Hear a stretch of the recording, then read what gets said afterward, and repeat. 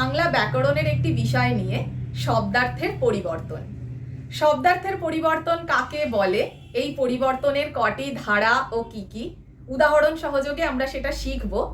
আর তোমরা এই বিষয়টা যত শিখবে দেখবে ভীষণ মজা লাগছে এবং তোমাদের নিজেদেরই ইচ্ছে করবে বিষয়টি সম্পর্কে আরো জানতে। এটা এতটাই সুন্দর একটা টপিক, এতটাই শিক্ষামূলক এবং ইন্টারেস্টিং একটা বিষয়। তাহলে চলো শুরু করি। আগে আমাদের জানতে হবে শব্দার্থের পরিবর্তন কি। বাংলা ভাষায় এমন অনেক শব্দ রয়েছে যে শব্দগুলো আগে, আজ থেকে 30-40 বছর আগে বা 50 বছর আগে বা 100 বছর আগে যে শব্দগুলি অন্য অর্থে প্রচলিত ছিল, কিন্তু এখন তার অর্থ বদলে গেছে। সম্পূর্ণ বদলে যেতে পারে বা আংশিক বদলে যেতে পারে। মোট কথা, অর্থ পরিবর্তন ঘটছে। তো যদি শব্দের অর্থ পরিবর্তন ঘটে তাকেই বলা হয় শব্দার্থের পরিবর্তন। এই পদ্ধতিটাকেই বলা হয় শব্দার্থের পরিবর্তন। শব্দার্থের পরিবর্তন 3 প্রকার বা পরিবর্তনের ধারা 3 প্রকার। এক হচ্ছে শব্দার্থের প্রসার, 2 শব্দার্থের সংকোচ, 3 শব্দার্থের সংশ্লেষ বা রূপান্তর। আগে আমাদের প্রথমটাতে আসি, শব্দার্থের প্রসার। প্রসার কথার অর্থ কি? বিস্তারিত, বড় হওয়া। অর্থাৎ কোনো শব্দ আগে কোনো সামান্য জিনিসকে বোঝাতো, কোনো ছোট জিনিসকে বোঝাতো, কিন্তু এখন তার অর্থটা অনেক বড় কিছুকে বোঝায়। তাহলে তাকে আমরা বলবো শব্দার্থের প্রসার। যেমন ধরো পরশু। এই পরশু কথাটির অর্থ আগেকার দিনে ছিল আগামীকালের পরের দিন, তাকে বলা হতো পরশু। কিন্তু এখন দেখো, এখন আমরা শুধু আগামীকালের পরের দিনকে পরশু বলি না, আমরা গতকালের আগের দিনকেও কিন্তু পরশু বলি। তার মানে পরশু শব্দের অর্থটা বিস্তারিত হচ্ছে। এরকম আরেকটা উদাহরণ দিই, যেমন ধরো কালি, কয়াকার লয় হস্যই। যখন প্রথম কালির আবিষ্কার হয়, অর্থাৎ পেন দিয়ে লেখার জন্য যে কালি, সেই কালির আবিষ্কার হয়, সেই কালিটি কালো রঙের ছিল। তোমরা হারিয়ে যাওয়া কালি কলম বলে একটি প্রবন্ধ আছে, সেটি পড়ে দেখতে পারো। অনেকে হয়তো পড়েওছো যে কালি কিভাবে তখনকার দিনে বানানো হতো। তো কালি বলতে বোঝানো হতো কালো রঙের তরল পদার্থ, যা লেখার কাজে ব্যবহৃত হয় বা অন্য কাজেও ব্যবহৃত হতে পারে। কিন্তু এখনকার দিনে কালি বলতে আমরা শুধু কালো রঙের তরল পদার্থকে কিন্তু বুঝি না। আমরা কিন্তু এখন সবুজ কালির পেন ব্যবহার করি, নীল কালির পেন ব্যবহার করি, এমনকি সাদা কালিও আমাদের কাছে থাকে। তো তার মানে কালি শব্দটির অর্থ প্রসারিত হয়েছে, অনেকগুলো জিনিসকে বোঝাচ্ছে। তাহলে এটা হচ্ছে শব্দার্থের প্রসার। বোঝা গেছে? আচ্ছা, এবারে আসি শব্দার্থের সংকোচ। সংকোচ বলতে বোঝায় আগেকার দিনে যে শব্দটির, একটি শব্দের অর্থ খুব বিস্তারিত কিছুকে বোঝাতো, বড় কিছুকে বোঝাতো, অনেক কিছুকে বোঝাতো, কিন্তু এখন তার অর্থটা সংকুচিত হয়ে গেছে, সামান্য হয়ে গেছে। তাকে বলা হয় শব্দার্থের সংকোচ। যেমন ধরো মহাজন। মহাজন শব্দের অর্থ হচ্ছে মহৎ যে জন, যিনি মহান, মহৎ জন।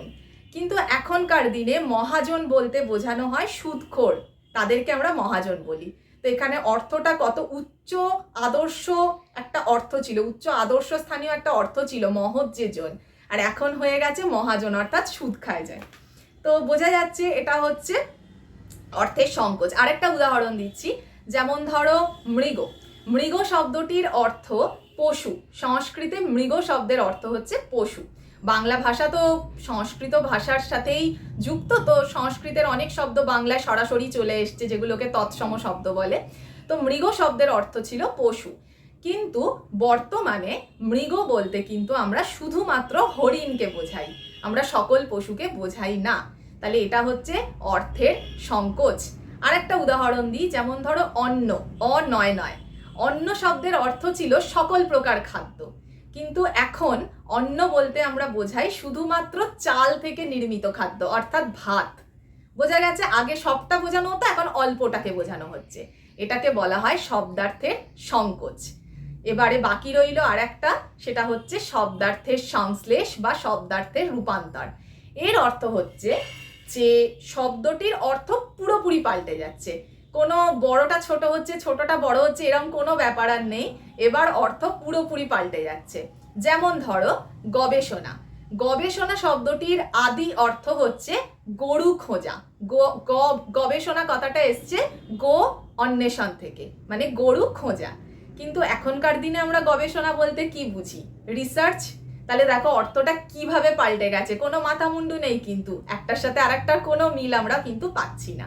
এরকম আর একটা মজার শব্দ হচ্ছে সন্দেশ। হিন্দিতে খবরকে সন্দেশ বলা হয়, ঠিক আছে।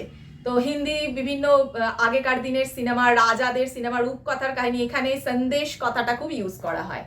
তো যখন আগেকার দিনে রাজ দরবারে মানুষ যেত নিজেদের কোনো আর্জি নিয়ে বা কোনো কিছু বলতে, তো তখন তারা রাজার জন্য কাপড়, মিষ্টি, এই সমস্ত জিনিস নিয়ে যেত। এক রাজা আরেক রাজাকে কিছু খবর পাঠাচ্ছেন, তো সেই খবরের সাথে কাপড়, মিষ্টি, আরো কিছু নিয়ে যাওয়া হতো। তো এই পুরো ব্যাপারটাকে সন্দেশ বলা হতো। খবর নিয়ে আসা হয়েছে মানে তার সাথে জামা কাপড়, মিষ্টি, গিফট, এই সমস্ত নিয়ে আসা হয়েছে। কিন্তু সেখান থেকে সন্দেশ বলতে এখন আমরা বুঝি এক বিশেষ প্রকারের মিষ্টি। যেহেতু তখন মিষ্টি নিয়ে যাওয়া হতো খবরের সাথে, তাই জন্য আমরা সন্দেশ বলতে বানিয়ে দিয়েছি সেটা মিষ্টি। তার মানে অর্থটা দেখো কিভাবে চেঞ্জ হয়ে গেছে। দারুণ, দারু কথার অর্থ হচ্ছে কাঠ। তো দারুণ শব্দের অর্থ ছিল কাঠ দিয়ে তৈরি জিনিস, কাষ্ঠ নির্মিত বস্তু। কিন্তু এখন আমরা দারুণ বলতে কি বুঝি? অত্যন্ত। মানে কিভাবে অর্থটা চেঞ্জ হচ্ছে, কোনো মিল নেই। তাহলে এটাকে বলা হয় শব্দার্থের রূপান্তর, অর্থাৎ অর্থ পুরো চেঞ্জ হয়ে যাচ্ছে। তাহলে আমরা কি কি শিখলাম? শব্দার্থের পরিবর্তন কাকে বলে, এর তিনটি ধারা, শব্দার্থের প্রসার, সংকোচ এবং রূপান্তর, উদাহরণ আমরা শিখলাম। যদি কোনো প্রশ্ন থাকে অবশ্যই জিজ্ঞাসা করবে, আর বিষয়টি কেমন লাগলো জানিও।